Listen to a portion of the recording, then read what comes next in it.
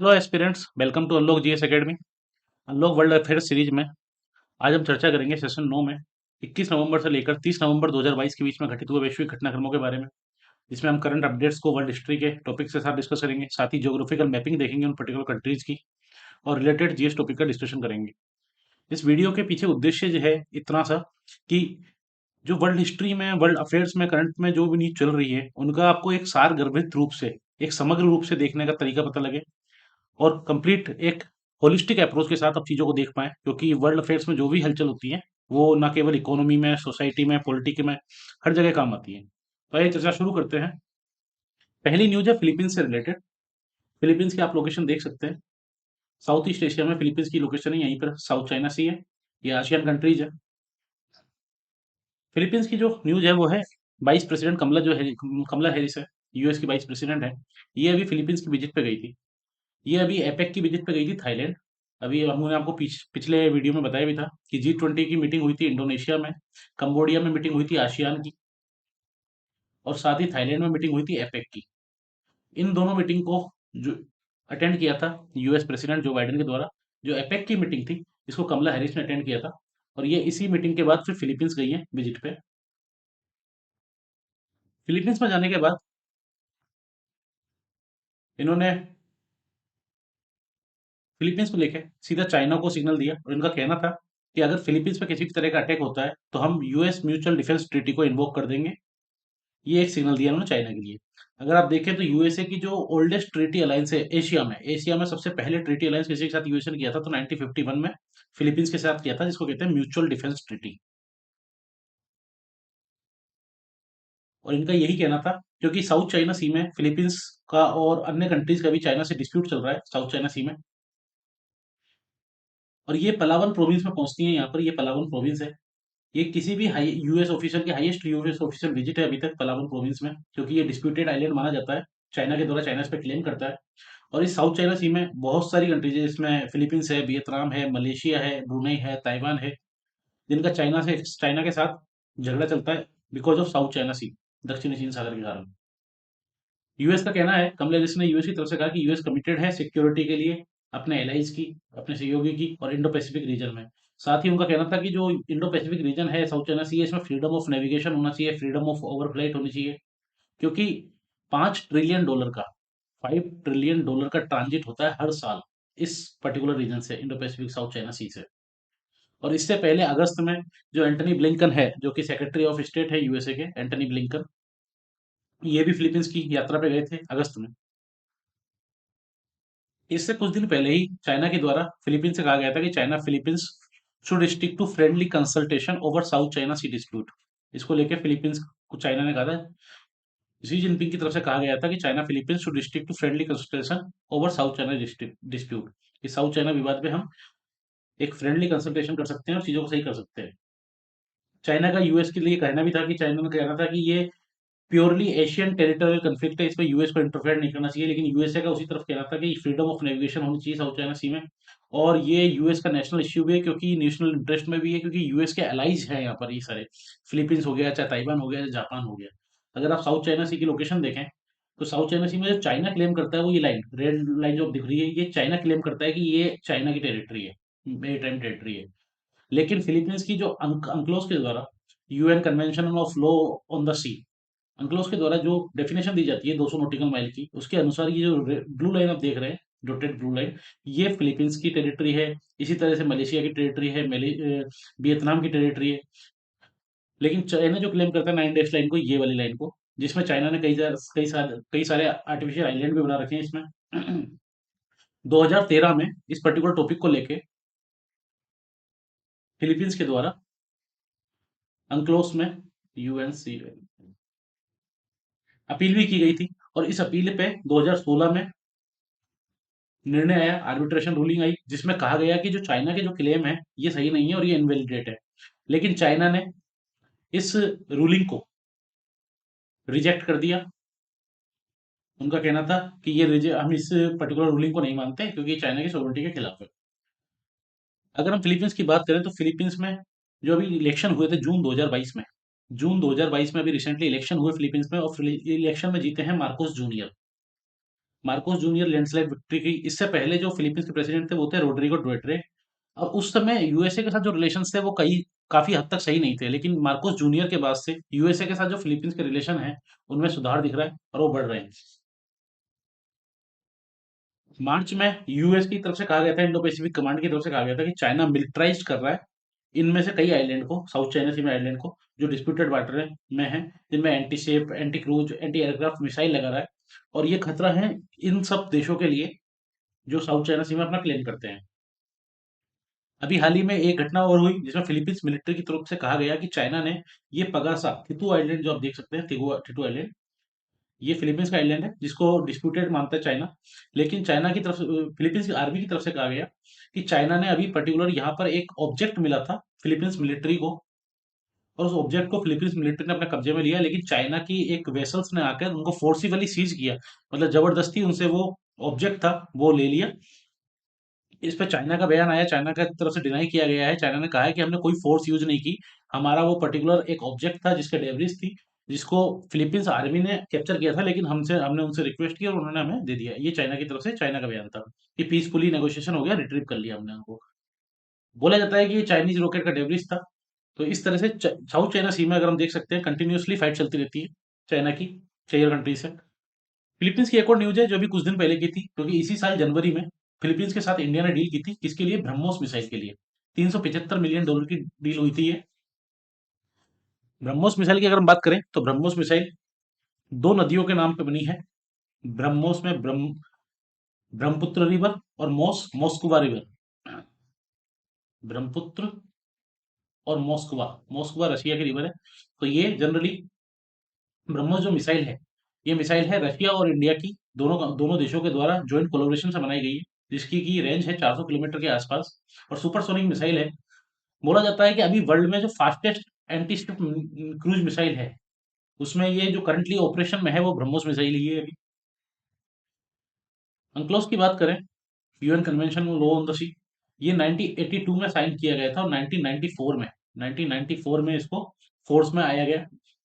इसने रिप्लेस किया था जो कन्वेंशन ऑन हाई सीज था जो कि 1958 में बना था, उसको रिप्लेस करके अनक्लोज की स्थापना की गई। और इसका मेनली काम है जो सी के लॉज हैं मेनली उनको निर्धारित करना, उनमें किसी तरह की आर्बिट्रेशन हो उनकी रूलिंग देना। नेक्स्ट न्यूज है चाइना की। चाइना के आप लोकेशन देख सकते हैं, इतकला डेजर्ट है, ये इधर गोबी डेजर्ट है मंगोलिया के नीचे। ये वाला जिंजियांग रीजन है जहाँ पे तियन शान माउंटेन्स है। ये कुन्लुन शान माउंटेन्स है, अल्तुन शान माउंटेन्स है। ये वाले हिमालय रीजन आ गया इंडिया में। ये मेकोंग रिवर आप देख सकते हैं और ये ब्रह्मपुत्र रिवर यहीं पर है। ये जो रेड लाइन में देख रहे हैं ये है ग्रेट वॉल ऑफ चाइना, यही चाइना की राजधानी बीजिंग। चाइना में भी कोविड केसेस काफी ज्यादा बढ़ रहे हैं और अभी 23 नवंबर को चाइना में सबसे ज्यादा 2019 से लेके अब तक जो हाईएस्ट केस आए हैं वो अभी आए 31,600 केस आए एक दिन में। और ये कंटिन्यूसली चल रहा है, डेली के केसेस में काफी ज्यादा बढ़ोतरी दिख रही है। बीजिंग में कंटिन्यूसली केस आ रहे हैं, बीजिंग में जो पार्क्स हैं, म्यूजियम है, उनको बंद कर दिया गया है। लगभग 30,000 से ऊपर एवरेज केस आ रहे हैं डेली। और चाइना में जो चल रही है वो है जीरो कोविड पॉलिसी, जिसमें इंटरनेशनल बॉर्डर को सील किया गया है, लॉकडाउन ज्यादा बढ़ाया गया है। उसको लेके कई ज्यादा प्रोटेस्ट हो रहे हैं लोगों के द्वारा। अभी जिंजियांग रीजन में अगर आप देखें तो जिंजियांग रीजन में भी एक जगह एक पर्टिकुलर फैक्ट्री में फायर लग गई, उसके बाद 10 लोगों की मृत्यु होगी और फायर ब्रिगेड को घटना स्थल तक पहुंचने में टाइम लगा बिकॉज ऑफ लॉकडाउन। तो इसके कारण से प्रोटेस्ट काफी ज्यादा हुए। अगर हम यहाँ देखें तो हैनान प्रोविंस में एक जगह है जेंगजू, यहाँ पर आईफोन की फैक्ट्री है और इसको बोला जाता है कि ये आईफोन की दुनिया की सबसे बड़ी फैक्ट्री है। आईफोन सिटी भी बोला जाता है जेंगजू को, आईफोन सिटी। लगभग 2 लाख एम्प्लॉय यहाँ काम करते हैं इन पर्टिकुलर फैक्ट्रीज में। और यहाँ पर स्ट्रिक्ट लॉकडाउन है काफी ज्यादा। और ये लॉकडाउन इस तरह से लगा रखा है, इसको बोलते हैं loop management closed loop management. इसमें क्या किया गया है कि वर्कर्स को कंपनी के अंदर ही ठहराने की व्यवस्था की गई है, ताकि, क्योंकि अगर आप देखें तो अभी आईफोन की जो डिमांड है, कंटिन्यूसली डिमांड काफी ज्यादा है और सप्लाई उतनी है नहीं, तो प्रोडक्शन तो कंटिन्यू रखना है। और ऐसे में कोविड लॉकडाउन भी है। तो क्लोज लूप मैनेजमेंट में क्या किया गया है कि उन वर्कर्स को फैक्ट्रीज में ही ठहराने की व्यवस्था की गई है ताकि वायरस कंप्लीटली फैले ना। सॉरी। और इसको लेके काफी प्रोटेस्ट हो गया है, काफी दिनों तक तो ये सर्वाइव करते रहे। अब इनके साथ दिक्कत हो रही है कि इनको वेज नहीं मिल रही टाइम पे, इनको छुट्टी नहीं मिल रही और स्ट्रिक्ट लॉकडाउन में ये अंदर रह रहे कई हफ्तों से, कई महीनों से। इसके बाद से काफी ज्यादा प्रोटेस्ट बढ़ गए, प्रोटेस्ट हुए, और प्रोटेस्ट होने के बाद पुलिस के द्वारा दोनों पक्षों की झड़प हुई। और ये जीरो कोविड पॉलिसी के खिलाफ थे, जिसमें शी जिनपिंग के खिलाफ भी काफी ज्यादा नारे लगाए गए, शी जिनपिंग से स्टेप डाउन करके। और ये अक्रॉस चाइना में चल रहे हैं, चाहे बीजिंग हो, चाहे ये जेंगजू हो हेनान प्रोविंस में, जिंजियांग में हो, इवन वुहान में, इवन नीचे हांगकांग वाले रीजन में कंटिन्यू चल रहे हैं, जिसमें ब्लैंक शीट को वेव कर रहे हैं सिम्बलाइज करने के लिए। यूएसए की तरफ से कहा गया है कि यूएसए सपोर्ट करता है इस particular peaceful protest, right of peaceful protest को। यूएसए में भी कई क्रिटिक्स है, जो आईफोन को या कई अन्य कंट्रीज को, जो कंपनीज को, जो कि यूएसए की कंपनीज हैं, जो कि काम करती हैं चाइना में, उनके लिए क्रिटिकल आलोचना की गई उनकी, कि वो अभी तक भी चाइना में ह्यूमन प्रोटेस्ट के बावजूद अपना काम कर रही हैं, उन्हें कोई फर्क नहीं पड़ता। और इसको लेके चाइना के जो इकोनॉमिक प्लान है उनमें दिक्कत आने लगी है, क्योंकि जो कंप्लीट प्रोटेस्ट चल रहे हैं, लॉकडाउन चल रहे हैं, जीरो कोविड अप्रोच चल रही है चाइना की, ऐसे में चाइना की जो मैन्युफैक्चरिंग है, चाइना की जो इंडस्ट्रियल डेवलपमेंट है, उसको लेकर दिक्कत आने लगी है। अगर आप चाइना की लोकेशन देखें तो ये मैप में देख सकते हैं, 94% जो चाइना की पॉपुलेशन है वो पर्टिकुलर इसी रीजन में रहती है, चाइना के ईस्टर्न रीजन में। वेस्टर्न रीजन में रहती है, वेस्टर्न रीजन में 6 से 8% पॉपुलेशन रहती है, 94% पॉपुलेशन यही रहती है। और यही रीजन है जिसमें मैक्सिमम इंडस्ट्रियल डेवलपमेंट हुआ चाइना का, जितनी भी इंडस्ट्रीज है इसी रीजन में। चाइना में जो ये वायरस फैलने का कारण जो मोटा मोटा रहा है वो ये है कि इन्होंने कंटेनमेंट में तो काफी ज्यादा फोकस किया, लेकिन इनकी जो वैक्सीनेशन ड्राइव थी वो काफी ज्यादा अनसक्सेसफुल रही, क्योंकि चाइना ने एक तो किसी भी कंपनी को इंपोर्ट, कोई भी वैक्सीन को इंपोर्ट नहीं किया, साथ ही किसी भी कंपनी को लाइसेंस नहीं दिया वैक्सीन वैक्सीन के लिए। चाइना ने सबसे पहले वैक्सीन बनाने का दावा किया था कि हमने पहली वैक्सीन डेवलप की है, लेकिन अभी भी चाइना के पास जो नेटिव mRNA वैक्सीन है वो नहीं है। साथ ही जो चाइना की जो वैक्सीन है इसकी इफिशियंसी पे भी सवाल उठते हैं, क्योंकि अभी तक जो फाइनल स्टेज के क्लिनिकल ट्रायल डाटा है वो भी पब्लिश नहीं किए गए चाइना के द्वारा। नेक्स्ट न्यूज है चाइना की, पेंटागन की एक रिपोर्ट आई है जिसमें कहा गया है कि China set to expand nuclear arsenal to 1500 warheads by 2035। अभी जो चाइना के पास न्यूक्लियर आर्सेनल बताया जाता है वो बताया जाता है लगभग 350 से 400 के बीच में। पेंटागन की रिपोर्ट है कि चाइना 1500 न्यूक्लियर वारहेड्स 2035 तक कंप्लीट करने का दावा करता है। और 2035 तक चाइना का प्लान है, जो पीपल लिबरेशन आर्मी है चाइना की मिलिट्री है, उसको कंप्लीट मॉडर्नाइज करना, कंप्लीटली मॉडर्नाइज करना डिफेंस और आर्म फोर्सेज को। चाइना के अगर न्यूक्लियर डॉक्ट्रिन की हम बात करें तो जो अक्टूबर 16 1964 में पहला चाइनीज न्यूक्लियर डिटोनेशन हुआ था, कहाँ पर, लोपनूर में, यहीं पे लोपनूर लेक है इस जगह। और ये इसके बाद से 45 के आसपास चाइनीज न्यूक्लियर टेस्ट हो चुके हैं ऑलरेडी। करंट अगर इन्वेंट्री की बात करें तो 350 से 400 के आसपास वो रेट्स बताए जाते हैं। न्यूक्लियर ट्राइड है, चाइना न्यूक्लियर ट्राइड कंट्री है। साथ ही एनपीटी को साइन किया हुआ है, सीटीबीटी को साइन नहीं किया हुआ, चाइना ने रेटिफाई नहीं किया हुआ है। और नो फर्स्ट यूज पॉलिसी है चाइना की। नेक्स्ट जो न्यूज है वो है इंडिया यूएस एक्सरसाइज को लेके, कि इंडिया यूएस की एक्सरसाइज चल रही है अभी। कौन सी एक्सरसाइज है? युद्ध अभ्यास एक्सरसाइज। युद्ध अभ्यास, युद्ध अभ्यास 18th एक्सरसाइज है ये। इससे पहले जो एक्सरसाइज हुई थी वो 2021 में अलास्का में हुई थी, ये 2020 में हो रही है इंडिया यूएसए की एक्सरसाइज। और ये हो रही है, अगर आप देखें तो उत्तराखंड में या देहरादून के पास है ओली, ओली में एक्सरसाइज हो रही है। और इसको लेके चाइना की तरफ से कहा गया है कि ये जो एक्सरसाइज हो रही है ये वायलेट करती है spirit of Sino India agreement. China India के जो 1993 1996 में जो एग्रीमेंट हुए हैं उनको ये वायलेट करती है, और ये एक्सरसाइज यहाँ पे नहीं होनी चाहिए, चाइना का कहना था ये।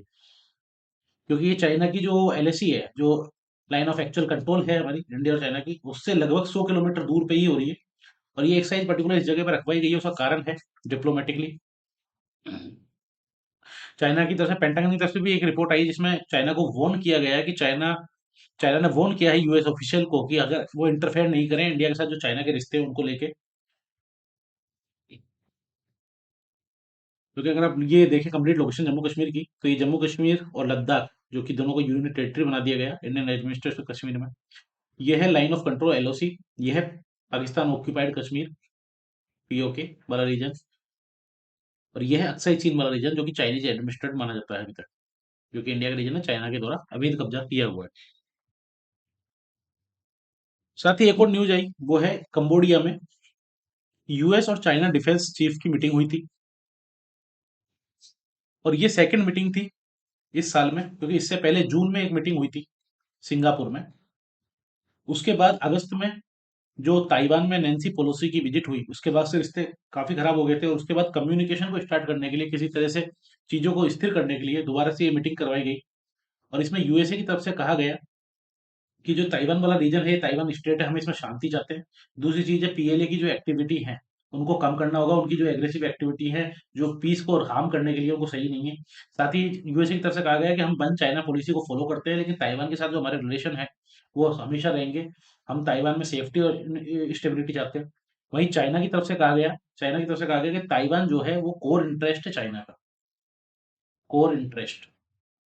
और साथ ही ये भी कहा गया कि इनसरमाउंटेबल रेड लाइन है, कि ये ऐसी रेड लाइन है, इसको क्रॉस नहीं करे यूएस बिल्कुल भी। ताइवान इश्यू चाइना इश्यू है अपने आप में, और किसी भी तरह का भारी भारी इंटरफेरेंस नहीं चाहिए चाइना को। ये चाइना की तरफ से कहा गया था। इससे पहले अभी G20 की जब मीटिंग हुई थी इंडोनेशिया में, तो शी जिनपिंग और जो बाइडन की मीटिंग हुई, 3 घंटे तक ये मीटिंग चली, जिसमें भी काफी सारी चीजों पे वार्तालाप हुआ। नेक्स्ट जो न्यूज है चाइना की वो है, यूएस के द्वारा अभी बैन कर दिया गया है हुई और जेटी टेक्नोलॉजी के को। उसका कारण बताया जो यूएस ने वो था कि ये एक अनएक्सेप्टेबल रिस्क पोज करते हैं यूएसए की नेशनल सिक्योरिटी को। इसके कारण से इन दोनों को बैन कर दिया गया है। अभी 2021 मार्च में यूएसए के द्वारा डेजिग्नेटेड लिस्ट निकाली गई, जिसमें से जो चाइना की 5 कंपनियां थी, जिसमें से एक हुई हो गई, एक जेटी टेक्नोलॉजी हो गई, उसके अलावा एक दाहुआ टेक्नोलॉजी थी, हाईटेन कंपनी थी, एक कॉर्पोरेशन हिक्विंसन थी। इन सभी को डेजिग्नेटेड लिस्ट में डिजिग्नेट किया गया, 5 कंपनियों को। और उसके लिए बताया गया है कि ये 5 कंपनियां एक नेशनल सिक्योरिटी के थ्रेट के रूप में मानी जाती हैं। चाइना में अगर हम इंडस्ट्रियल कॉरिडोर देखें, तो हमने पहले ही बात की थी, तो ये वाला जो रीजन है चाइना का, कंप्लीट ईस्टर्न वाला, यही है जहां पर कंप्लीट इंडस्ट्री है, और इसी रीजन में 96-97% पॉपुलेशन चाइना की रहती है। नेक्स्ट न्यूज है चाइना की। चाइना ने अभी $60 बिलियन की रशियन एनर्जी बोट की है जब से यूक्रेन वार शुरू हुआ है। ये एक न्यूज थी। कहा जाता है कि 1 साल पहले चाइना के द्वारा रशिया के से $35 बिलियन का ट्रेड किया जाता था, कोल गैस और ऑयल को लेके, लेकिन वो बढ़ के $60 बिलियन के आसपास हो चुका है इस साल। और इसका कारण है कि जो रशिया के द्वारा जो कंटिन्यूअसली एशियन कंट्रीज में अपनी एनर्जी का सप्लाई को दोबारा से री एस्टेब्लिश किया गया है, क्योंकि यूरोपियन कंट्रीज के द्वारा कंटिन्यूसली बैन लगा दिया गया है रशियन एनर्जी पे कई जगह पे। दिसंबर 5 से ईयू के द्वारा जो नया बैन है वो शुरू हो जाएगा, जिसमें फाइनेंसिंग, इनसे सप्लाई, शिपिंग जो रशियन क्रूड ऑयल पे वो शुरू हो जाएगी। अगर हम लोकेशन देखें, तो ये वाला जो पावर ऑफ सर्बिया, इस पाइपलाइन का नाम है पावर ऑफ सर्बिया पाइपलाइन। इससे एक चाइना की तरफ ये पाइपलाइन आती है, और दूसरी जो सप्लाई होती है चाइना में रशिया की तरफ से, वो है ये वाली अल्ताई पाइपलाइन, जो कि मंगोलिया के पास से चाइना में एंटर करती है, अल्ताई पाइपलाइन, जिससे चाइना में सप्लाई की जाएगी। नेक्स्ट न्यूज है चाइना की ही। अगर आप लोकेशन देखें, तो ये जिम्बाब्वे की लोकेशन है। साउथ अफ्रीका से बॉर्डर लगी हुई है, बोत्सवाना से बॉर्डर लगी हुई, जिम्बाब्वे की जाम्बिया से, इधर मोजाम्बिक से। जिम्बाब्वे की राजधानी हरारे में भी कैपिटल में नई पार्लियामेंट बिल्डिंग बनी है, और ये पार्लियामेंट बिल्डिंग बनाई है, चाइनीज फंडेड पार्लियामेंट बिल्डिंग है। ये एज ए गिफ्ट फंड की गई है चाइना के द्वारा, चाइनीज कंस्ट्रक्शन कंपनी के द्वारा इसको कंस्ट्रक्ट किया गया है। ये चाइना की आउटरीच दिखाता है, चाइना किस तरह से अफ्रीकन कॉन्टिनेंट में कंप्लीटली अपनी डोमिनेंस दिखा रहा है, और एक कह सकते हैं कि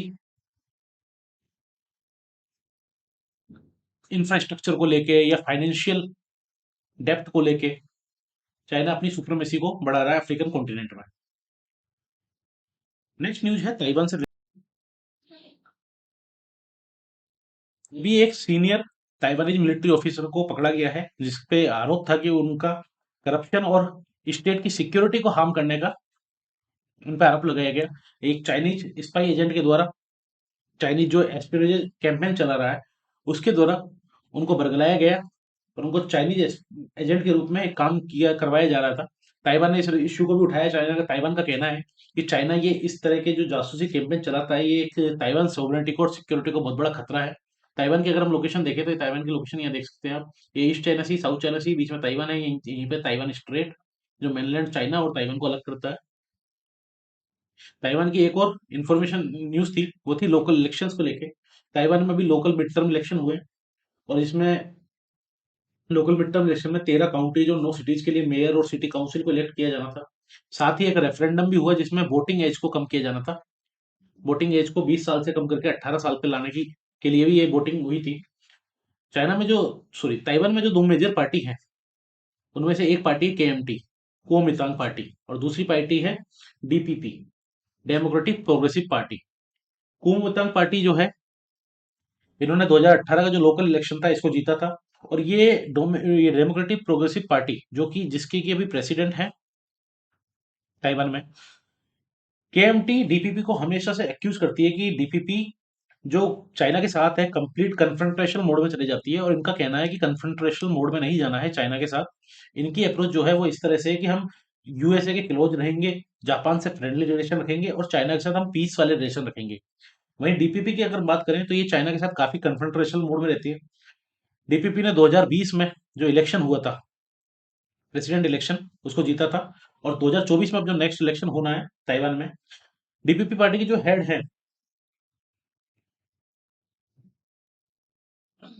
ताइवान की अगर हम लोकेशन देखें, ये ताइवान स्ट्रेट है, South China Sea, Tropic of Cancer Taiwan के ऊपर से निकलती है। ये ताइवान की राजधानी है ताइपे, चुंगयांग शामो।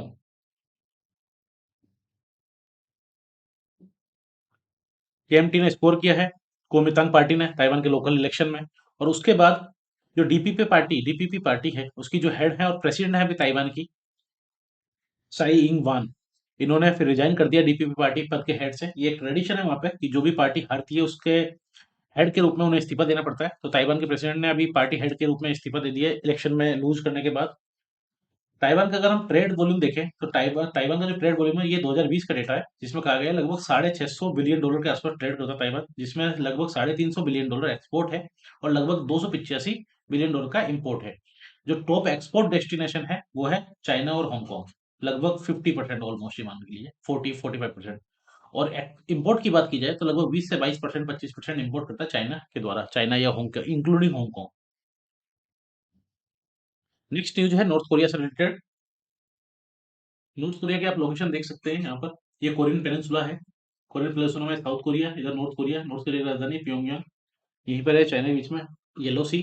और ये है ईस्ट सी ऑफ जापान, इसको बोलते हैं, जापान और नॉर्थ कोरिया के बीच में। और साउथ कोरिया के नीचे है ईस्ट चाइना सी। नॉर्थ कोरिया ने अभी आईसीबीएम टेस्ट किया, इंटर कॉन्टिनेंटल बैलिस्टिक मिसाइल का टेस्ट किया, जिसका नाम था हुआसोंग 17 मिसाइल। और ये आईसीबीएम लॉन्च हुआ था 16 नवंबर को, ये लॉन्च किया गया था। इसके बाद कई देशों ने इसको कंडेम किया, यूएन सिक्योरिटी जनरल ने कंडेम किया। उसके बाद से नॉर्थ कोरिया का बयान आया, उन्होंने यूएन सिक्योरिटी जनरल को पपेट ऑफ यूएस का, कि ये पपेट ऑफ यूएस है, जो यूएस बोलता है वही ये बोलते हैं। और इनका कहना था नॉर्थ कोरिया का कि जब हमने जो टेस्ट किया ये लेजिटिमेट है, और साथ ही ये राइट टू सेल्फ डिफेंस को एक्सरसाइज किया हमने, क्योंकि ये यूएस और एलाइज के द्वारा जो प्रोवोकेटिव न्यूक्लियर वॉर चलाया जा रहा है, रिहर्स किया जा रहा है यहाँ पर ईस्ट सी में, येलो सी में, या फिर पैसिफिक ओशियन में, उसको लेके ये हमारे लिए एक राइट ऑफ सेल्फ डिफेंस के रूप में हमने एक्सरसाइज किया है। और जो यूएस सिक्योरिटी जनरल को इन्होंने पपेट ऑफ यूएस का, इनका कहना था कि यूएसए के द्वारा कंटिन्यूअसली यहाँ पर इस पर्टिकुलर रीजन में प्रोवोकेट किया जाता है नॉर्थ कोरिया को। नॉर्थ कोरिया की सिक्योरिटी को लेकर एक खतरा है अपने आप में, जो नॉर्थ कोरिया केवल सेल्फ डिफेंस के लिए काम कर रहा है। नॉर्थ कोरिया की जो बाउंड्री लगती है वो ये डीएम जोन है, डीमार्केटेड लाइन जोन, जो कि साउथ कोरिया नॉर्थ कोरिया के बीच में। साथ ही बाउंड्री लगती है चाइना से, और ये थोड़ी सी बाउंड्री लगती है रशिया से। यहीं पे ये हमयोंग माउंटेन्स, ये है केमा हाई हाईलैंड्स। और अगर यहाँ पे देखो, नेंगिम माउंटेन्स। इसको लेके फिर यूएन सिक्योरिटी काउंसिल में जापान की रिक्वेस्ट पे इमरजेंसी मीटिंग बुलाई गई आईसीबीएम टेस्ट के बाद, नॉर्थ कोरिया पे एक्शन लेने को लेके। और जैसा कि हमेशा होता है, रशिया चाइना के द्वारा ब्लॉक कर दिया गया इसी यूएन सिक्योरिटी काउंसिल की मीटिंग में, वीटो किया गया। और ये मेनली जापान और जी7 की रिक्वेस्ट पे आई थी, जी7 कंट्रीज ने स्टैंड लिया था कि इस पे एक्शन लिया जाना चाहिए हाथों हाथी।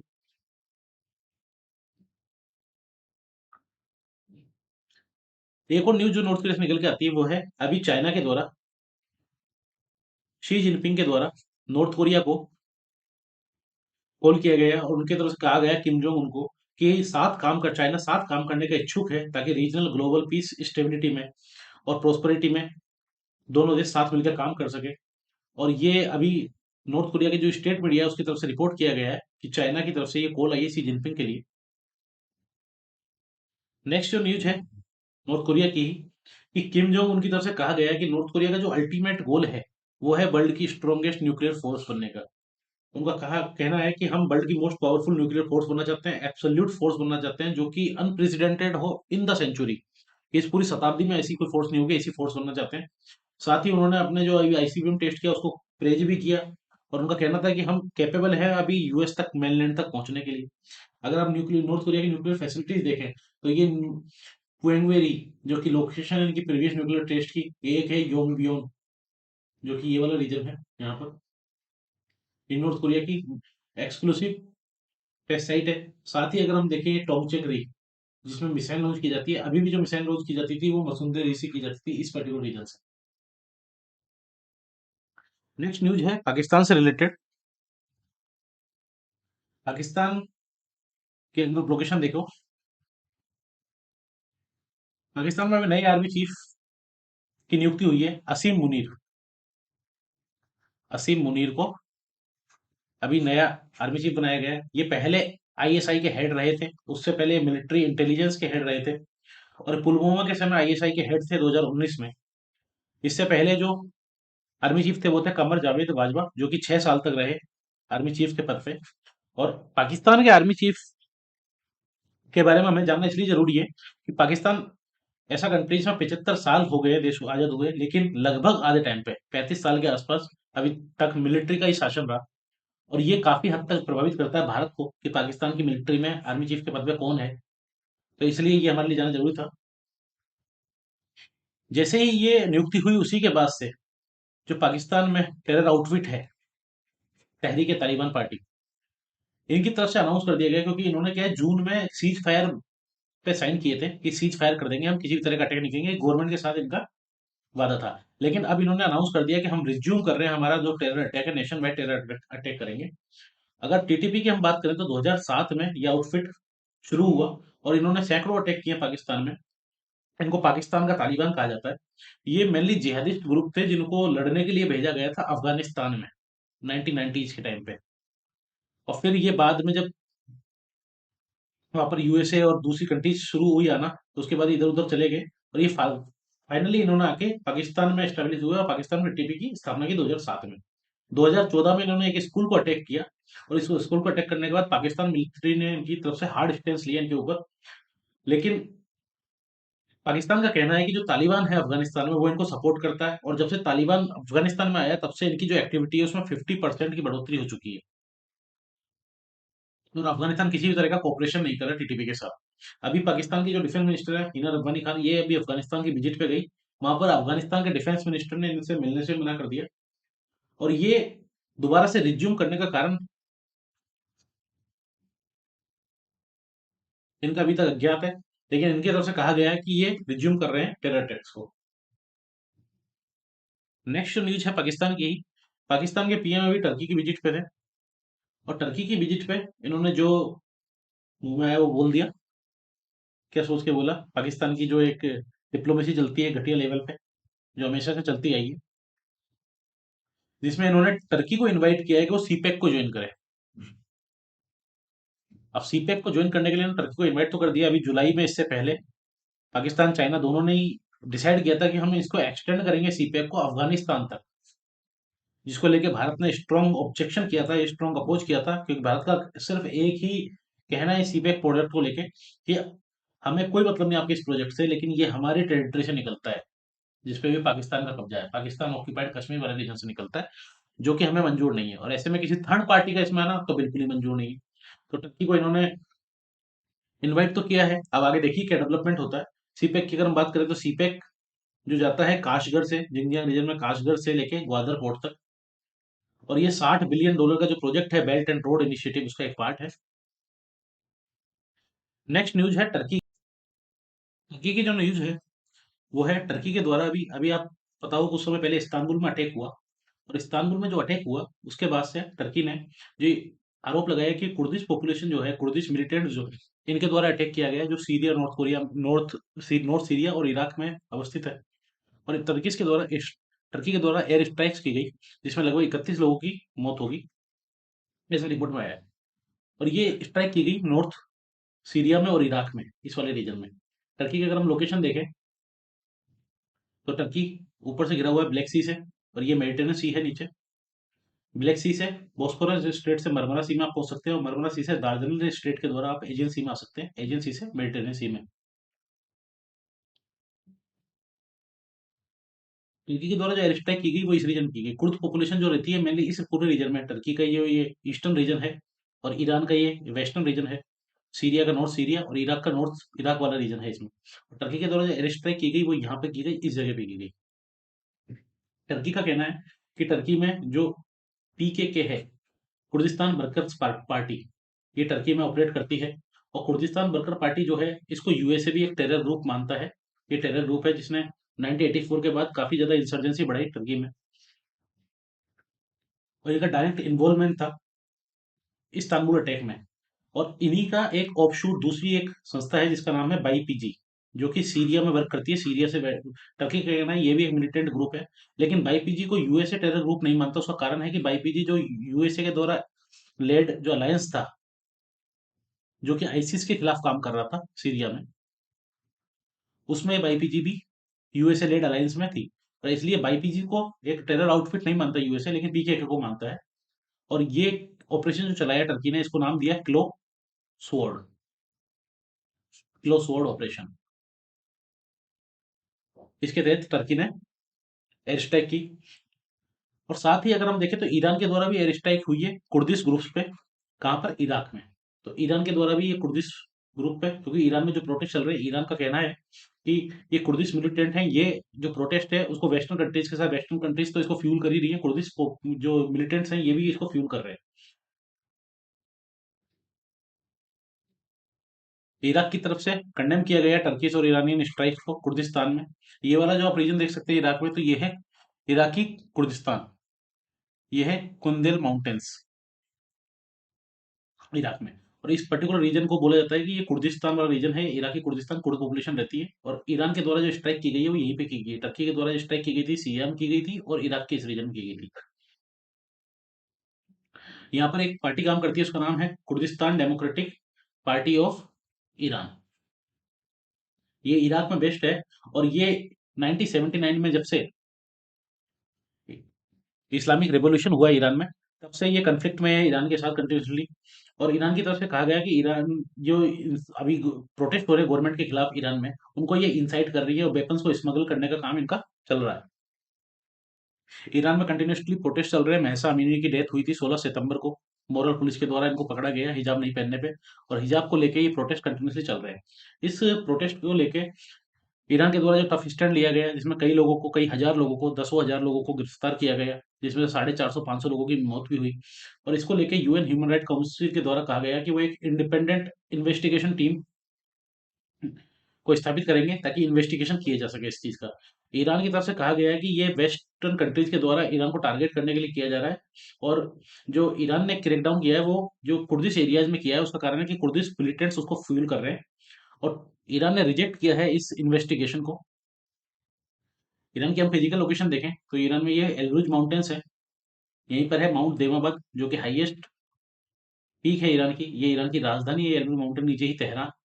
ये दो इंपॉर्टेंट जो डेजर्ट हैं, दस्ते कबीर और दस्ते लूत। दस्ते लूत है साउथ में और दस्ते कबीर नॉर्थ में। और यहीं पर है साउथ की तरफ जैग्रोस माउंटेन, साउथ वेस्ट में। ईरान घिरा हुआ है ऊपर से नॉर्थ में कैस्पियन सी से, और नीचे है पर्शियन गल्फ। नेक्स्ट जो न्यूज है ईरान की, कि एक रिपोर्ट आई है जिसमें कहा गया है कि ईरान इनरिच कर रहा है यूरेनियम को, 60% तक प्योरिटी तक इनरिच कर लिया है। कहाँ पर? फोर्डो प्लांट में। अगर हम लोकेशन देखें तो ये फोर्डो प्लांट की लोकेशन है यहीं पर, ये ईरान में फोर्डो प्लांट। और ये एक है नानांत प्लांट, ये ईरान के यूरेनियम इनरिचमेंट प्लांट है।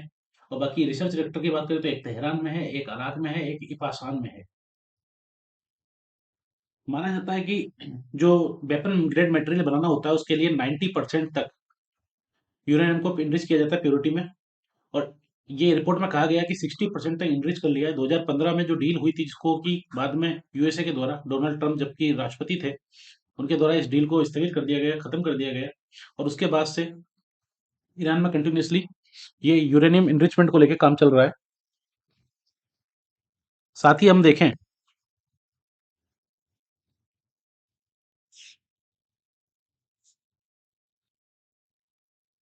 जो इंटरनेशनल एटॉमिक एनर्जी एजेंसी है IAEA, उनकी तरफ से कहा गया है, 35 नेशन का ये सदस्य है, जिनमें गवर्नेंस ने एक रेजोल्यूशन पारित किया है। उस रेजोल्यूशन में कहा गया है कि उन्होंने ऑर्डर दिया है ईरान को कि ईरान कोऑपरेट करे, किसमें, कि अर्जेंटली इन्वेस्टिगेशन हो।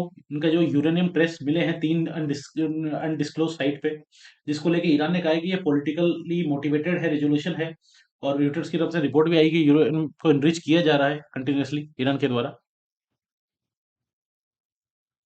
नेक्स्ट जो न्यूज है वो है कतर से रिलेटेड। कतर में, कतर की अगर आप लोकेशन देखें तो ये पर्शियन गल्फ में कतर अवस्थित है।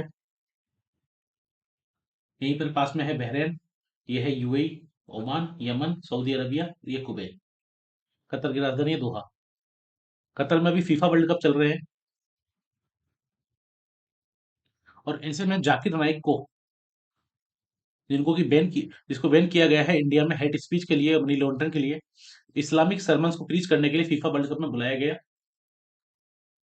और इंडिया ने 2016 में ही जाकिर नाइक को बैन किया था। इनका जो फाउंडेशन था इस्लामिक रिसर्च फाउंडेशन, इसको बैन कर दिया गया। और 2022 में मिनिस्ट्री ऑफ होम अफेयर्स के द्वारा अनलॉफुल एसोसिएशन में भी डाल दिया गया IRF को, अनलॉफुल एसोसिएशन में। और उसके बाद से जाकिर नाइक मलेशिया में रह रहे हैं 2017 से। न्यूजीलैंड और यूके, दो कंट्री और हैं जिन्होंने इनको बैन किया हुआ है कंप्लीटली।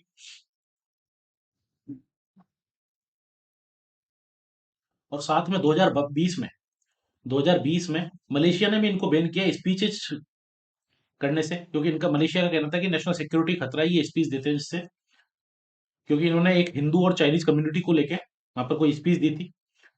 तो 2020 में मलेशिया ने भी इनको स्पीच देने से मना बैन कर दिया है, लेकिन ये मलेशिया में रह रहे हैं तब से।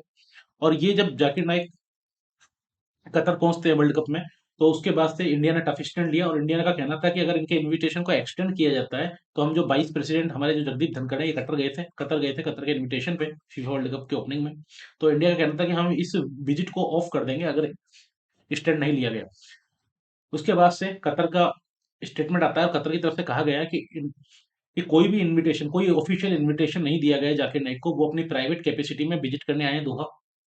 साथ ही कहा गया कि ये जो कैंपेन चल रहा है ये डिस इन्फॉर्मेशन कैंपेन है, जो कि कतर और इंडिया के रिलेशन को खराब करने के लिए चलाया जा रहा है। कतर की अगर लोकेशन देखें, कतर के पास में यही है बहरेन, बहरेन की राजधानी मनामा। और ये कतर की राजधानी है दोहा। यही दोहा में ही, इसी जगह पे, यही दोहा में दो 7-8 स्टेडियम बनाए गए नए, जहाँ पर ये फीफा वर्ल्ड कप अभी चल रहा है। नेक्स्ट न्यूज है कतर की, कि कतर में जब फीफा वर्ल्ड कप हुआ तो ईरान का जिस दिन मैच था तो ईरान के प्लेयर्स ने नेशनल एंथम नहीं गाया बिकॉज ऑफ हिजाब प्रोटेस्ट को सपोर्ट करने के लिए। जो कि ईरान में हिजाब प्रोटेस्ट चल रहा है, इसको सपोर्ट करने के लिए, महसा अमीनी के सपोर्ट में जो ये प्रोटेस्ट चल रहा है, और इन्होंने नेशनल एंथम नहीं गाया। उसके बाद रिपोर्ट आती है, CNN की तरफ से रिपोर्ट दी गई, जिसमें कहा गया कि इनकी फैमिलीज को, इन प्लेयर्स की फैमिली को डराया गया, टॉर्चर किया गया ईरान में। उसके बाद नेक्स्ट गेम में इन्होंने नेशनल एंथम भी गाया। और CNN की एक रिपोर्ट में कहा गया है कि फेक सपोर्टर्स के रूप में कुछ लोगों को ईरान की तरफ से भेजा गया कतर में, ताकि वो फेक सपोर्टर्स के रूप में काम करें। पर्शियन गल्फ की अगर आप लोकेशन देखें तो पर्शियन गल्फ पे है ईरान, इराक भी पर्शियन गल्फ से लगता है, Kuwait, Bahrain, Qatar, Saudi Arabia, UAE, Oman, और इधर ईरान। नेक्स्ट न्यूज है कतर की ही। WHO की तरफ से कहा गया है अभी, वर्ल्ड हेल्थ ऑर्गेनाइजेशन की तरफ से, जो फीफा वर्ल्ड कप है इसमें काफी ज्यादा इन्फेक्शन हो सकता है बिकॉज ऑफ कोविड। उन्होंने कोविड को भी नाम दिया है। साथ ही नाम दिया है मंकी पॉक्स, एमपॉक्स। और तीसरा नाम दिया गया है कैमल फ्लू। और कैमल फ्लू को लेके बोला गया है कि काफी थ्रेटफुल है और ये कोविड से भी ज्यादा खतरनाक है। कैमल फ्लू को बोला जाता है मर्स, मिडिल ईस्ट रेस्पिरेटरी सिंड्रोम। और ये ऐसा वायरस है जिसमें पोटेंशियल है जो ये पेंडेमिक ला सकता है इन फ्यूचर। इसका ओरिजिन हुआ था 2012 में, सऊदी अरब में। और उसके बाद से 2600 केस इसके अब तक आ चुके हैं, जिसमें लगभग 950 लोगों की डेथ हो चुकी है 27 देशों में। तो ऐसे में काफी थ्रेटफुल और काफी ज्यादा हार्मफुल वायरस है कैमल फ्लू को लेके। अगर स्टेट ऑफ हॉर्मुज की हम लोकेशन देखें, तो ये वाला जो रीजन है स्टेट ऑफ हॉर्मुज पे, तो UAE को कंफ्यूज नहीं होना, UAE नहीं, ये जो स्टेट हॉर्मुज है, अगर पूछा जाए स्टेट ऑफ हॉर्मुज किसके बीच में, तो इधर है ईरान और इधर है ओमान। ओमान का ही रीजन है ये, मुसन्दम पेनिनसुला, जिसके बीच में स्टेट ऑफ हॉर्मुज है, जो कि पर्शियन गल्फ को गल्फ ऑफ ओमान से जोड़ता है। नेक्स्ट न्यूज है कतर की ही। कतर के जो वर्ल्ड कप चीफ है, इनकी तरफ से कहा गया है कि 400 से 500 माइग्रेंट वर्कर्स की डेथ हुई है, जबकि वर्ल्ड कप टूर्नामेंट से रिलेटेड जितने भी इंफ्रास्ट्रक्चर को बनाना था, जिसमें चाहे स्टेडियम हो, चाहे फैन कैंप हो, होटल्स हो, जो भी हो, उनमें 400 से 500 माइग्रेंट वर्कर की डेथ हुई है।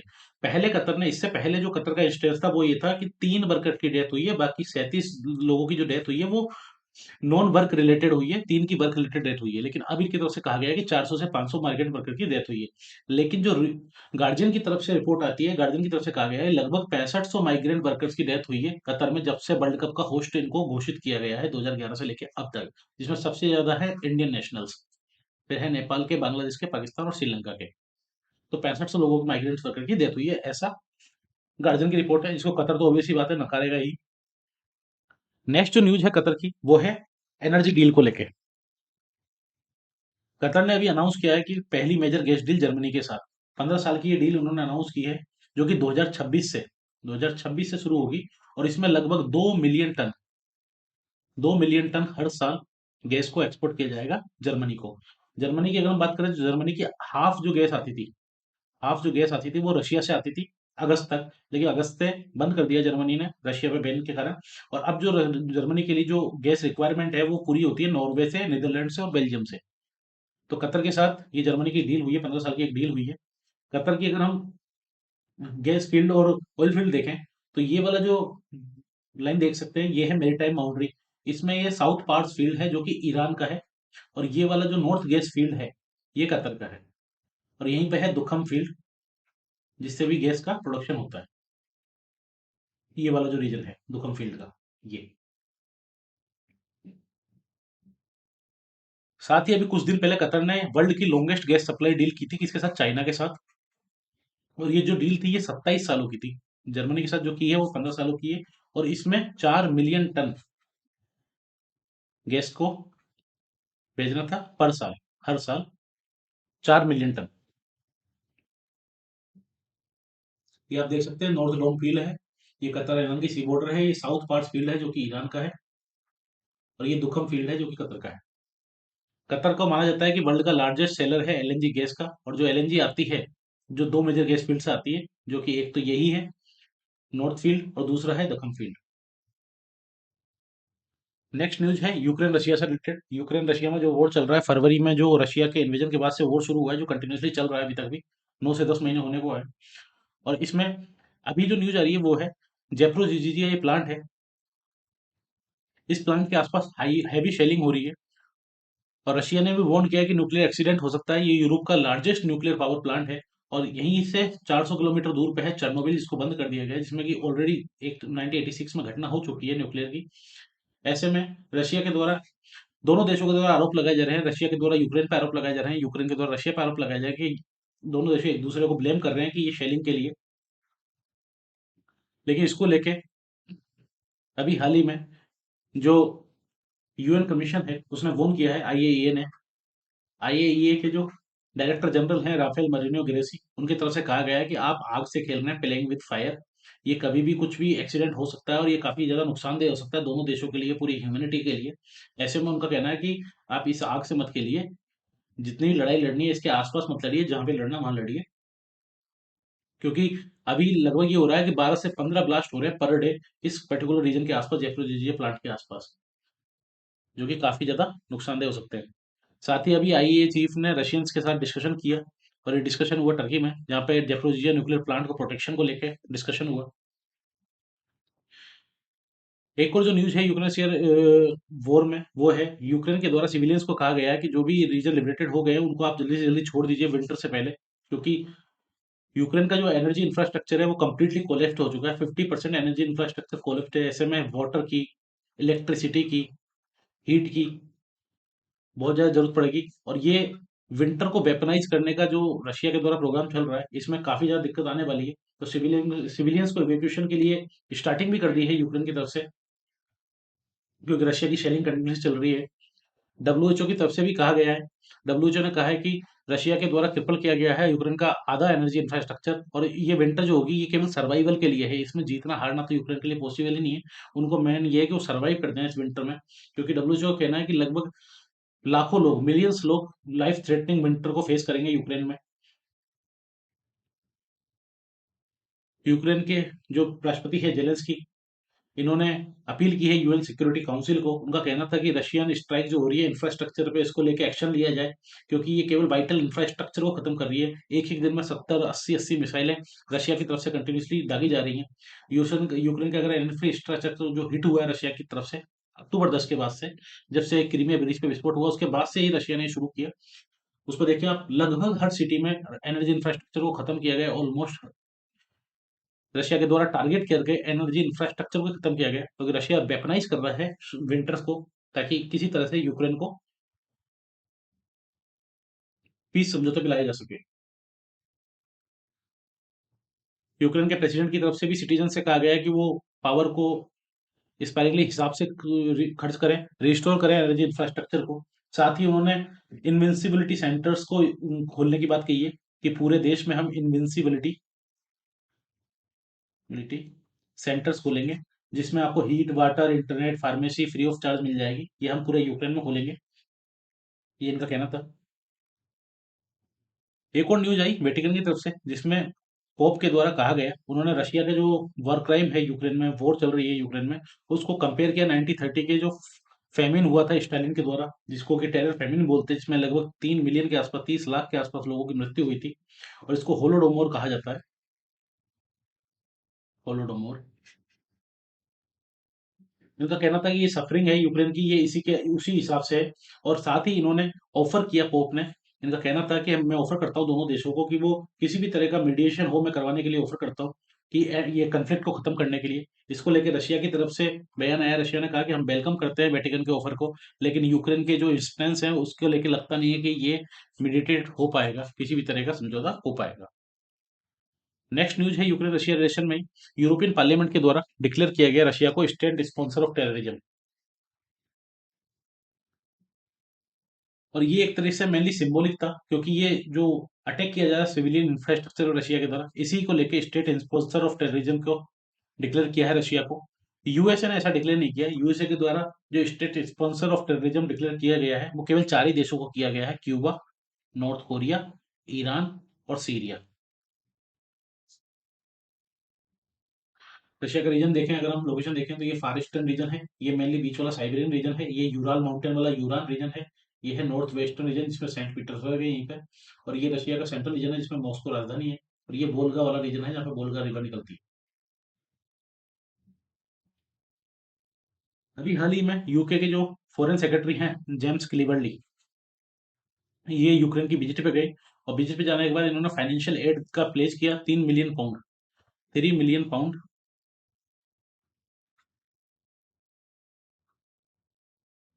की एड देने का इन्होंने वादा किया, ताकि वो वाइटल इंफ्रास्ट्रक्चर है उसको दोबारा से बनाया जा सके। साथ ही इन्होंने यूक्रेन को सपोर्ट करने की बात कही। इनका कहना था कि as long as it takes, जितना भी टाइम लगेगा हम यूक्रेन के साथ हैं। पिछले हफ्ते जेम जो ऋषि सुनक हैं, यूके के प्रधानमंत्री, इनके द्वारा भी एक यूक्रेन की विजिट की गई, और उन्होंने 50 मिलियन पाउंड की बात की गई, 50 मिलियन पाउंड हम डिफेंस एड में देंगे। मिलिट्री एड की अगर हम बात करें, यूक्रेन को जो मिलिट्री एड मिल रही है अभी तक, जनवरी 24 से लेकर अक्टूबर 3 2022 तक, सबसे ज्यादा मिलिट्री एड मिली है वो है यूएस से, दूसरी है यूके से, उसके बाद पोलैंड, जनवरी और अन्य देश है। सबसे ज्यादा एड मिली है $27 बिलियन के आसपास, वो यूएस से मिली है, और लगभग 3.71, लगभग $4 बिलियन के आसपास जो एड मिली है अभी तक यूके से मिली है। नाटो की तरफ से कहा गया है कि वो यूक्रेन को तब तक ऐड देंगे, तब तक यूक्रेन के साथ है, जब तक for long as it takes, कि जितना भी समय लगेगा, जब तक भी इस वॉर में समय लगेगा, हम यूक्रेन के साथ हैं। और नाटो की तरफ से कहा गया है कि रशिया क्या कर रहा है, रशिया वेपनाइज कर रहा है विंटर्स को, ताकि यूक्रेन को झुकाया जा सके, और इससे कुछ नहीं हो रहा है, रिफ्यूजी बढ़ रहे हैं। इनका कहना था कि 24 फरवरी से, जब से रशिया ने इन्वेड किया, अभी तक लगभग 7 साढ़े 7 million Ukrainian refugee European union countries में आ चुके हैं। और इनका कहना था कि हम डिफेंड करेंगे यूक्रेन को हर हालत में। नाटो फॉरेन मिनिस्टर की मीटिंग भी होनी थी अभी रोमानिया में। अगर आप रोमानिया की लोकेशन देखें, यूक्रेन के पास, ये नाटो मेंबर्स है सारे, जिसमें स्वीडन और फिनलैंड ये प्रोस्पेक्टिव नाटो मेंबर्स हैं, जिनको नाटो मेंबर्स बनाया जाना है। रोमानिया में ये मीटिंग होनी थी नाटो फॉरेन मिनिस्टर्स की, 29 30 नवंबर को। और ऐसी ही एक मीटिंग हुई थी 2008 में, और सारा मैटर वहीं से शुरू हुआ था, कि 2008 में जो मीटिंग हुई थी, जिसमें नाटो ने अपोज किया था कि हम यूक्रेन को नाटो का मेंबर बनाएंगे। उसी के बाद 2014 हुआ, जब क्रीमिया एनेक्स किया गया रशिया के द्वारा। और रशिया का जो मेन प्रपोजल है वो यही है कि यूक्रेन को नाटो में किसी भी कीमत पे नहीं लाया जा सकता। उसका कारण है कि ये बफर जोन के रूप में काम करेगा नाटो कंट्रीज और रशिया के बीच में।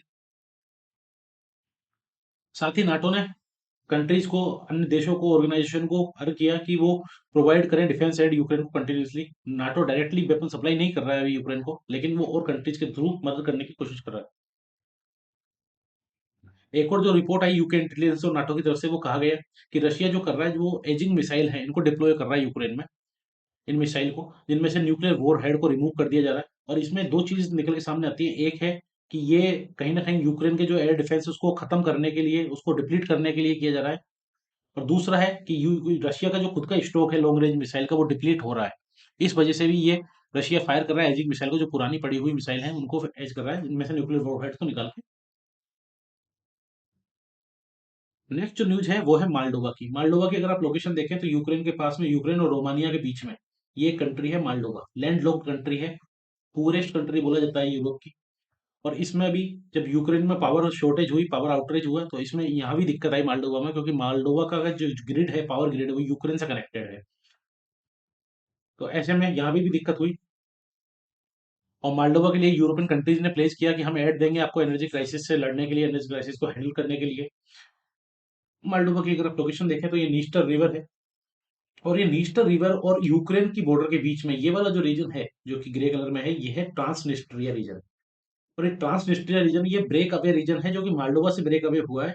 यहाँ पे भी लाइट की दिक्कत थी, लेकिन बाकी में रिस्टोर कर दी गई। ये जो रीजन है ये रशियन बेक्ड रीजन है। रशिया इसको बेक करता है इस रीजन को।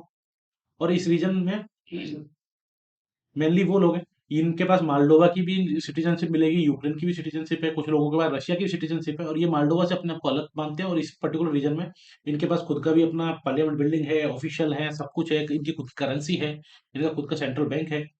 और एक्सपोर्ट करने के लिए, इंपोर्ट करने के लिए यूक्रेन का सहारा लेते हैं। यूक्रेन से ये कम्प्लीटली इनको एक्सपोर्ट इंपोर्ट होता है। इसके अलावा एक और इम्पोर्टेंट न्यूज आई यूरोपियन यूनियन के द्वारा। ये न्यूज थी यूरोपियन यूनियन के द्वारा रशियन जो ऑयल है उस पर कैपिंग को लेके, प्राइस कैप को लेके। पहले इसमें काफी ज्यादा स्प्लिट चल रहा था यूरोपियन यूनियन में। पोलैंड के द्वारा कहा गया कि ये $30 तक करने वाले थे इस कैपिंग को। बाद में कुछ देशों का कहना था कि वो $65 तक, $60 तक करना चाह रहे थे। और फाइनली ये $60 पे कैप किया गया यूरोपियन यूनियन के द्वारा। इनका मानना है कि इससे रशिया के जो रेवेन्यू है उस पर इफेक्ट होगा। और दूसरा, जो रशिया को जो वॉर में मदद मिल रही है, वो रेवेन्यू के द्वारा जो मदद नहीं मिलेगी। साथ ही जो ग्लोबल प्राइस जो बढ़ रही है ऑयल की, उसको लेके स्टेबिलिटी आएगी। लेकिन कुछ लोगों का कहना है कि इससे कोई खास फर्क पड़ेगा नहीं, क्योंकि रशिया अभी भी जो ऑयल को सेल कर रहा है डिस्काउंट रेट पे, वो $65 पर बैरल के हिसाब से सेल कर रहा है। ऐसे में $60 कैप रखना ज्यादा कोई हार्मफुल नहीं रहेगा रशिया के लिए। लेकिन एक तरह से इफेक्ट तो करेगा ही। पुतिन की तरफ से कहा भी गया है कि ये ग्रेव कॉन्सिक्वेंसेज होंगे, इसके ज्यादा, काफी ज्यादा कॉन्सिक्वेंसेज होंगे एनर्जी मार्केट के लिए। क्रूड ऑयल प्राइसेस को अगर हम देखें तो 2022 में जो $120 तक टच कर रहे थे, वो भी $60 के आसपास चल रहे हैं, 60 65 डॉलर के आसपास। रशिया ने रिफ्यूज किया है एक्सेप्ट करने के लिए इस ईयू प्राइस के को, $60 जो वैल्यू रखा गया है। और रशिया की तरफ से ये भी कहा गया है कि जो ये एंटी मार्केट मीजर लिया गया है ईयू के द्वारा, जो ऑयल को कैप करने के लिए, ये सप्लाई चेन को डिस्टर्ब करेगा। और साथ ही रशिया ने ये कहा है कि उन कंट्रीज को हम सप्लाई नहीं करेंगे जो ये इम्पोज करेगा प्राइस कैप। साथ ही एक और न्यूज आती है इसी पर्टिकुलर रीजन से। रशिया के द्वारा एक स्टेटमेंट निकाला गया, रशिया ने कहा गया कि साउथ स्ट्रीम जो गैस पाइपलाइन है, इसको सेबोटाज करने की कोशिश की गई, जिसको रशिया ने रोक दिया। किसी तरह से रशिया ने एक ऑपरेशन चला के इसको सेबोटाज करने से बचाया, जिसका एक वीडियो भी रशिया ने जारी जारी किया। रशिया का कहना था कि नॉर्ड स्ट्रीम पाइपलाइन को जिस तरह से सेबोटाज किया गया, इसी तरह से इस पाइपलाइन को सेबोटाज करने का प्रोग्राम था। साउथ स्ट्रीम पाइपलाइन देखें तो अब रशिया से ब्लैक सी होते हुए बल्गारिया, सर्बिया, हंगरी, ऑस्ट्रिया तक पहुंचती है। और यही पाइपलाइन नीचे इटली तक जाती है।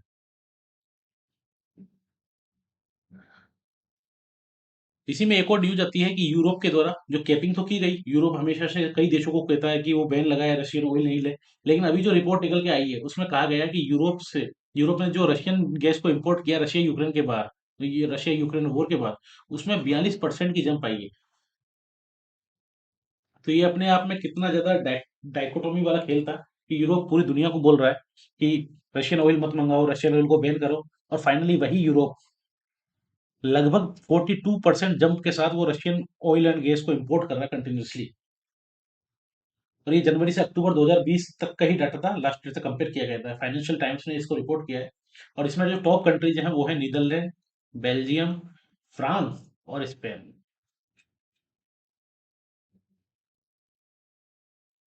रशिया से जो पाइपलाइन निकलती हैं, एक नॉर्थ ईस्टर्न पाइपलाइन है जो कि आपको पता ही है, जिसमें कि अभी सेबोटाज हुआ था इस पर्टिकुलर रीजन में, जो कि जर्मनी तक जाती है। उसके अलावा एक ब्रदरहुड पाइपलाइन है, एक सोयूज पाइपलाइन है, यहीं पर है साउथ स्ट्रीम पाइपलाइन, जिसके बारे में हमने अभी चर्चा की।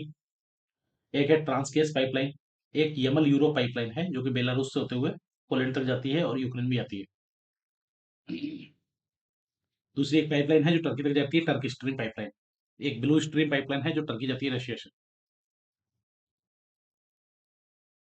एक और जो इन्फॉर्मेशन निकल के सामने आई वो आई ओपीसीडब्ल्यू के द्वारा,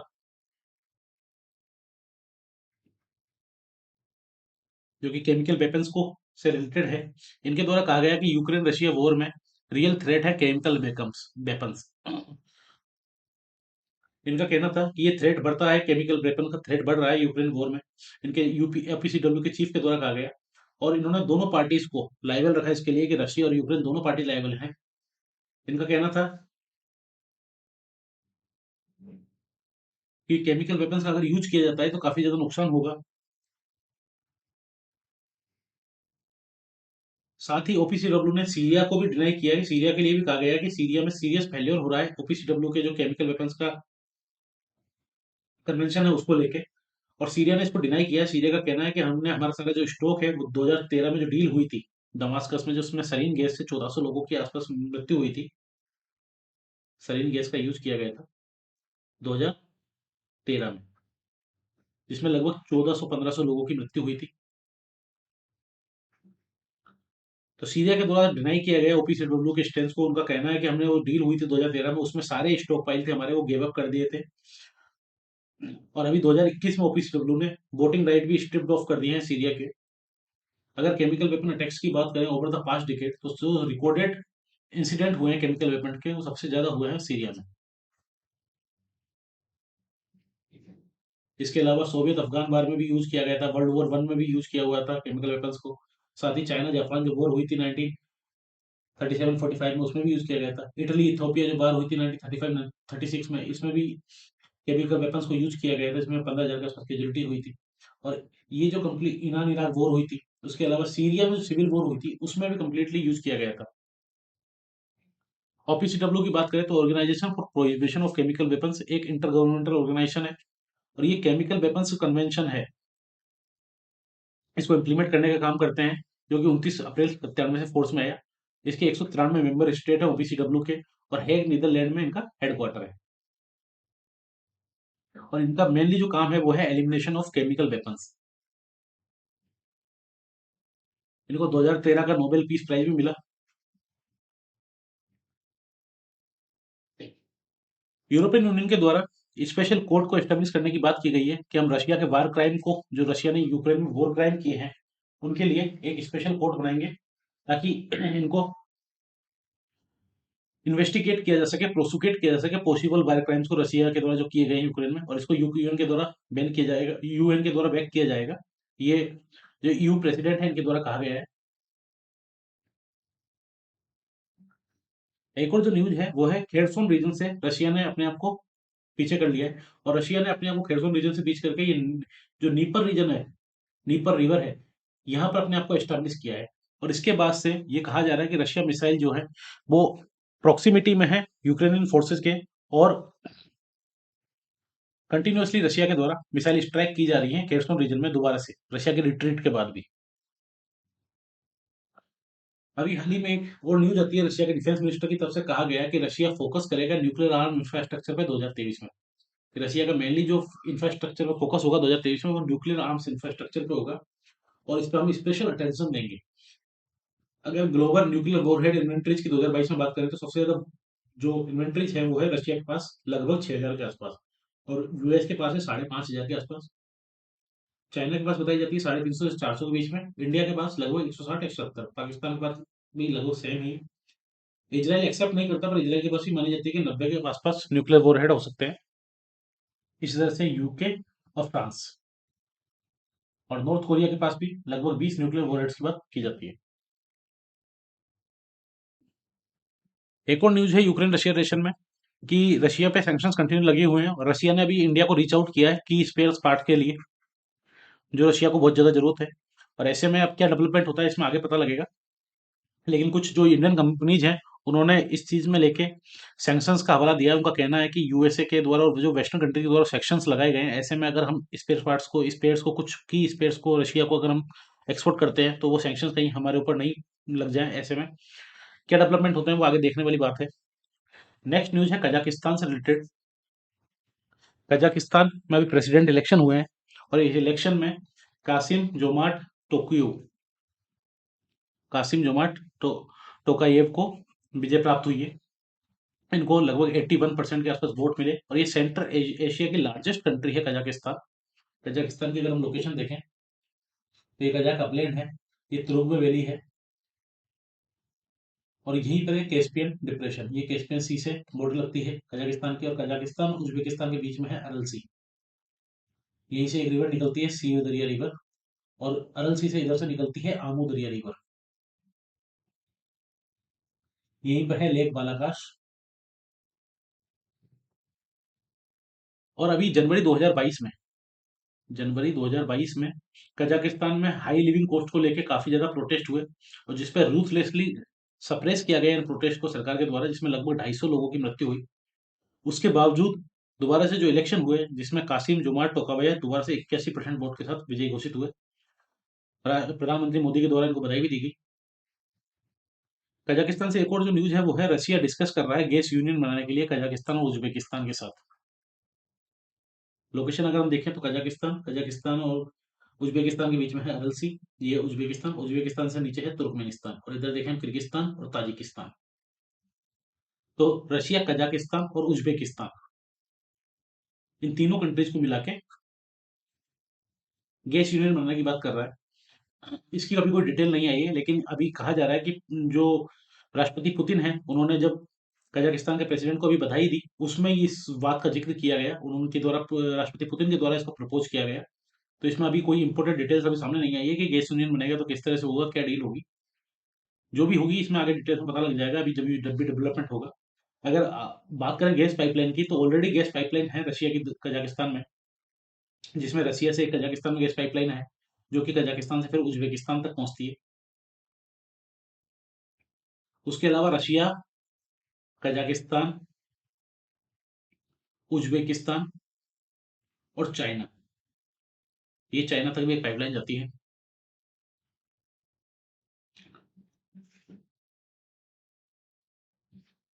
नेक्स्ट न्यूज है ऑस्ट्रेलिया की। ऑस्ट्रेलिया इंडिया ने अभी एफटीए को साइन किया है, रेटिफाई कर दिया है ऑस्ट्रेलिया की पार्लियामेंट ने इस एफटीए को, फ्री ट्रेड एग्रीमेंट। इसका नाम रखा गया है Australia India economic cooperation and trade agreement 2022, ईसीटीए। ये ईसीटीए, ये 2022 अप्रैल में साइन हुआ था पैक्ट, अप्रैल 2022 में। और अब रेटिफाई कर दिया है, इंप्लीमेंट कर दिया है इसको। एंड ऑफ 2022 से पहले इंप्लीमेंट करने की बात थी, जो इसको 29 दिसंबर से इंप्लीमेंट करने की बात की जा रही है। और ये इसको पार्लियामेंट ने, ऑस्ट्रेलिया के पार्लियामेंट ने इसको रेटिफाई कर दिया है। ये पहला ट्रेड एग्रीमेंट है किसी भी डेवलप्ड इकोनॉमी के साथ after more than a decade. साथ ही बायलेटरल ट्रेड है इसमें, जो $27 बिलियन का भी हमारा इंडिया और ऑस्ट्रेलिया के बीच में होता है, उसको 5 साल के अंदर बढ़ा के $45 बिलियन पे करने की बात की गई है। और इसमें एक्सपोर्ट को बढ़ाने की बात की गई है, $10 बिलियन 2021 से $35 बिलियन 2035 तक। ये जो 2021 में हम $10 बिलियन का जो एक्सपोर्ट करते हैं, उसको $35 बिलियन तक इसी तरह से लेके जाना है। इसमें ड्यूटी फ्री एक्सेस मिलेगा ऑस्ट्रेलियन मार्केट में। 6,000 से अधिक ब्रॉड सेक्टर्स को, इंडिया के टेक्सटाइल हो गया, इसमें लेदर हो गया, फर्नीचर हो गया, ज्वेलरी होगी, मशीनरी होगी। साथ ही इसमें जो इन्वेस्टमेंट हो आएगा, उससे काफी फायदा मिलेगा। जीरो ड्यूटी होगी ऑस्ट्रेलिया में, 100% टैरिफ मिलेगा। साथ ही एडिशनल 10 लाख जॉब मिलेंगी, इन्वेस्टमेंट बढ़ेगा ऑस्ट्रेलिया से। और लगभग 96.4% जो एक्सपोर्ट है बाय वैल्यू, उसको जीरो ड्यूटी एक्सेस मिलेगा। जिन प्रोडक्ट पे अभी 4 से 5% तक कस्टम ड्यूटी लगती थी ऑस्ट्रेलिया में, इंडिया से अगर जो गुड्स की एक्सपोर्ट की बात करें तो लगभग 8.3 या 9 बिलियन डॉलर के आसपास एक्सपोर्ट होता है, और इंपोर्ट किया जाता है वो है लगभग 16-17 बिलियन डॉलर के आसपास। तो ये जो इम्बेलेंस है, इसको सही करने के लिए 5 साल में इस ट्रेड को बढ़ा के भी 45 बिलियन डॉलर करने की बात की गई है, 45 बिलियन डॉलर तक करने की बात की गई है। और साथ ही कहा गया कि इंडिया का जो एक्सपोर्ट है इसको भी बढ़ाया जाएगा, ताकि ये ट्रेड इम्बेलेंस है इसको सही किया जा सके। तो फाइनली पैसा ही पैसा होगा। नेक्स्ट न्यूज है यूके की। यूके के प्रधानमंत्री ऋषि सुनक, इनकी तरफ से स्टेटमेंट आया कि गोल्डन एरा था जो यूके चाइना रिलेशन का, ये ओवर हो चुका है, खत्म हो चुका है। इनका कहना था कि चाइना जो इन्होंने क्लियरली कहा है कि चाइना सिस्टमेटिक चैलेंज पेश करता है ब्रिटेन के इंटरेस्ट को, ब्रिटेन की वैल्यूज को। लोकेशन देखें हम यूके की, तो ये नॉर्थ सी है, नॉर्वेजियन सी है, अटलांटिक ओशियन, ये इंग्लिश चैनल है यूके और फ्रांस के बीच में, मतलब मेनलैंड यूरोप और यूके के बीच में।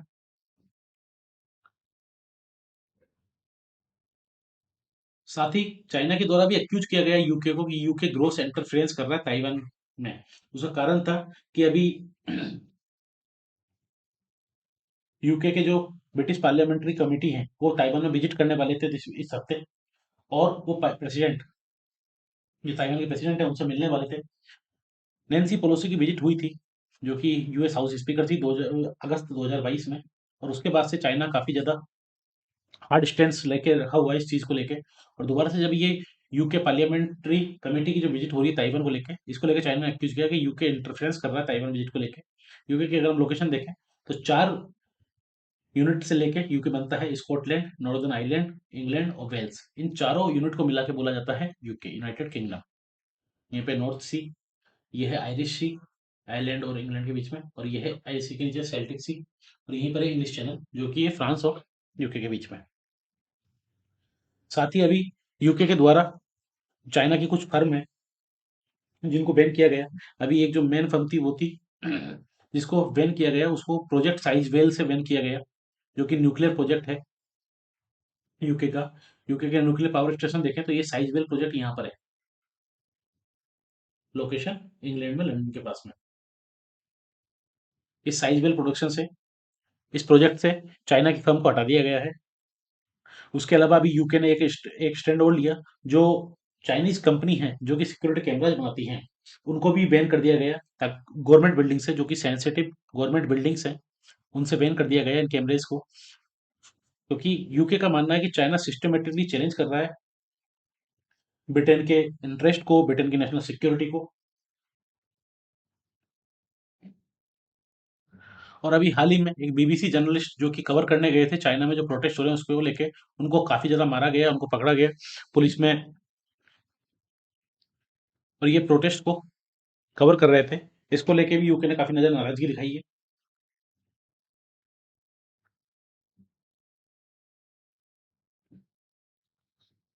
इस हफ्ते 3-4 वोल्केनो जो कि इरप्ट हुए, एक इम्पोर्टेंट, एक टोंगा वोल्केनो जो कि यहाँ पर है, एक हवाईयन वोल्केनो मोनालाओ वोल्केनो, एक वोल्केनो एल सल्वाडोर में है, और एक रशिया के सखालिन कमचटका पेनिसुला में, यहाँ पर जो वोल्केनो है। ऐसे 4-5 वोल्केनो इरप्ट हुए इस हफ्ते, जिनके बारे में एक अलग वीडियो में हम चर्चा करेंगे कंप्लीटली वोल्केनो के बारे में, जो कि काफी ज्यादा इंपॉर्टेंट हो सकते हैं यूपीएससी प्रीलिम्स 2023 में। उसको एक अलग वीडियो में हम डिस्कस करेंगे। तो इस तरह से हमारी अनलॉक वर्ल्ड अफेयर सीरीज की आज की चर्चा हमारी समाप्त होती है। बहुत बहुत धन्यवाद। चैनल को सब्सक्राइब कीजिए, लाइक कीजिए, और आपके जो सजेशन हो प्लीज कमेंट बॉक्स में बताइए। बहुत बहुत धन्यवाद।